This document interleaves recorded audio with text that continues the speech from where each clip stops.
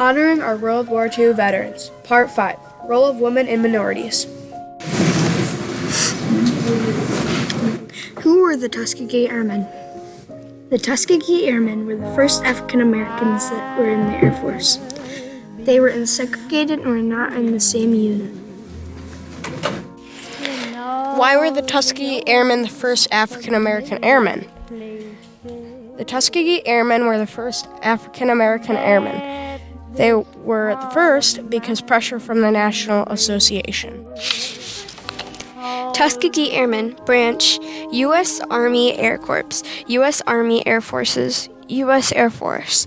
First African American military evaders, the group complied an impressive record primarily of the Mediterranean theater of operations, despite frequent resistance of their presence in the formerly all-white Army Air Corps. Wally Higgins from Alfred was one of the original Tuskegee Airmen. One of his quotes was, "I don't cry easily, but today I do." Sergeant William Eck, U.S. Army Ranger, World War II. At a place called, the French called it Point du Hoc. Point du Hoc. But we called it Normandy. American name for it was Normandy. But the French called it Point du Hoc. And we went up over there with rope ladders. They had the shot ladders up there and hooks onto them. And we went up there with 200 feet up in the air. Quite an experience.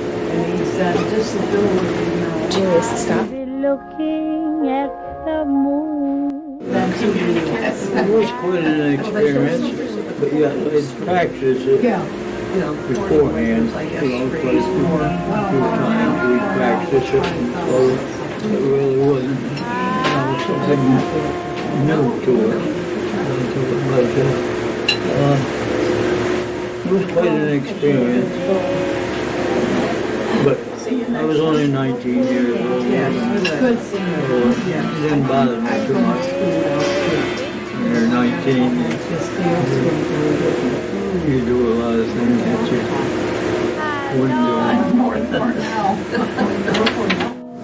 do. Rosie the Riveter. When men went off to war, no one was working in the factories or at the men's jobs. Therefore, the government formed a woman campaign that was called Rosie the Riveter. Rosie was tough yet feminine. That's why the government chose Rosie to reinforce the men's old jobs. Women at work.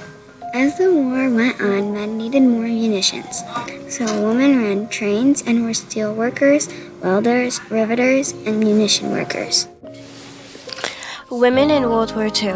There were 350,000 women who served in the armed forces. They worked as nurses, repaired airplanes, drove trucks, and performed clerical work. There was a city called Metz. It was in Germany. I dragged it out. This is from... I got both legs. Killed nobody. What an experience. War was hell, for no reason, It's some maniac like Hitler was,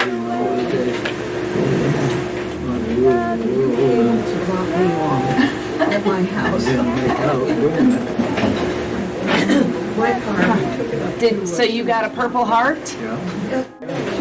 And both knees, I got the artificial knee joints.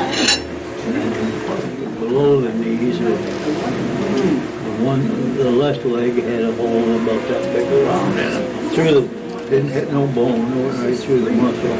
And the other went in and stayed in. The one where the big hole is, that went right straight through. It came out. The other leg, it stayed still in there. Still in there, don't bother, I wouldn't know what was there. It was sore for a while.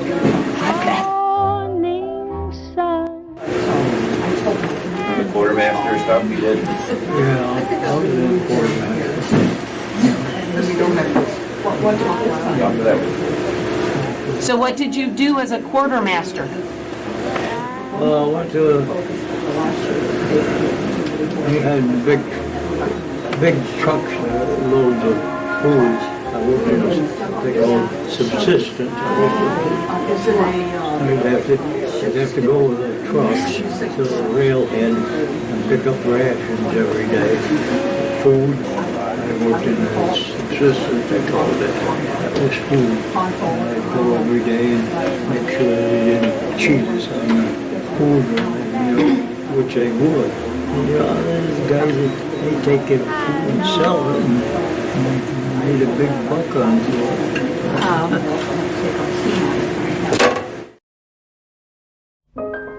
Go out there, you mean the concentration camp? Yeah, they took us there. There were, the Germans had killed, especially the Jews. Mass graves, and they were making the civilians dig those graves up and wrap each body in a blanket, and then they buried them somewhere